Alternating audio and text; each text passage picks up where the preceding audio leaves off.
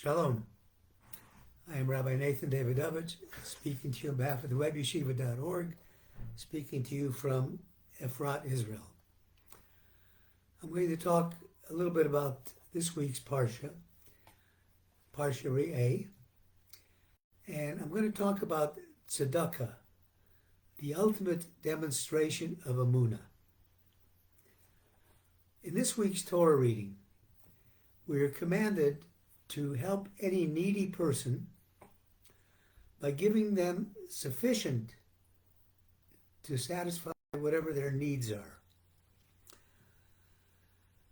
The Talmud says that this command of Tzedakah is equal to every other commandment in the Torah. And the Rambam, Maimonides, cautions us to be more careful with this mitzvah of Tzedakah than any other commandment. The Torah reading this week contains the statement where God commands us. He says, there's going to be poor people amongst your midst, and you basically have to take care of them. And you shouldn't harden your heart or close your hand when somebody comes to seek support for their needs. But you should open your hand to them, give them what they need, and because of that, you will have a blessing. You will be blessed. The concept of tzedakah is much more than just the concept we normally think of as charity. You give charity and you think you've done something, maybe you have, maybe you haven't. You may feel good about it, but tzedakah itself is a very interesting commandment, because every other commandment you need specific intent to fulfill the commandment. You need kavanah. Mitzvah of tzedakah, even without kavanah, you still get a reward for it. Now, there may be a difference in the reward, but you'll be rewarded by it. Now, why does the Rambam make this statement about how careful you have to be, and why does the Talmud say this is equal to every other mitzvah in the Torah? And the Tivot Shalom brings down, he says, what is tzedakah? He quotes Rabbi Elazar of Bartuta, who says, Tein lo mishalo, give the person who's asking for help, give him from yours, she'ata v'shalcha shalo, because you and everything that you have really belongs to God, and you are just a gizbor. You're a treasurer holding on to this money till you can disperse it appropriately. And a Jew has to remember that everything he has, whether it's physical, material, all comes from God. And you're not the owner of it. You might think you're giving your money. No, you're giving God's money.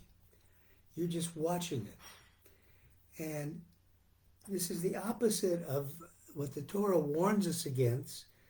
Somebody saying, Kol chiva atzmi, my power, my abilities cause this. No, everything comes from God.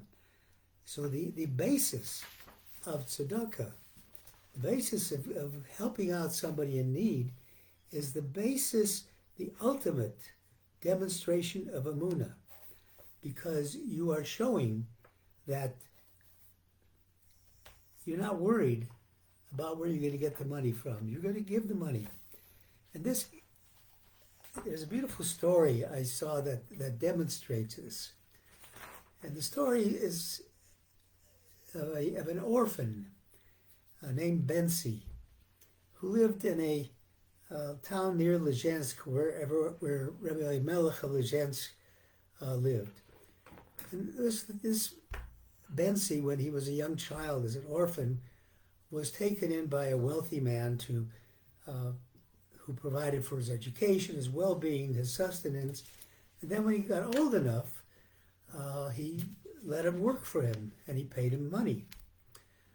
And Bensi heard that there was this great Rabbi in Lezhensk, and he wanted to go visit him. So he went to visit Rabbi Melech of Lezhensk.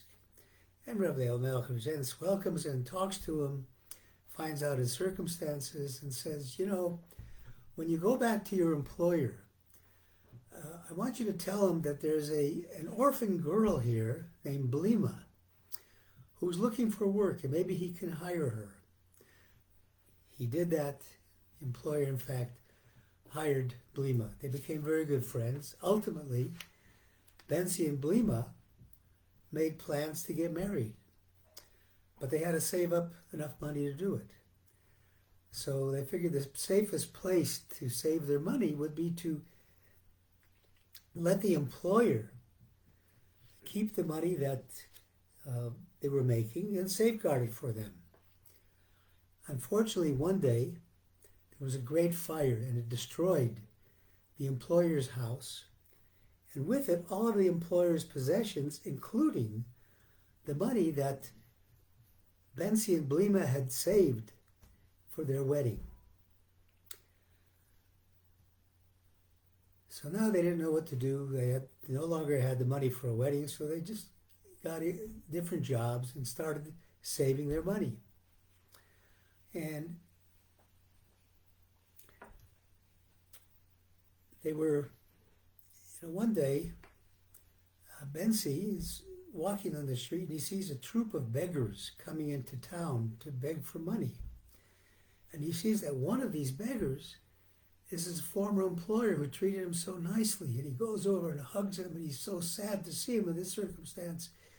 And he says, "What happened?" And the former employer says, "Because of that fire, I lost everything, and my business went down. I lost my business, and I was destitute.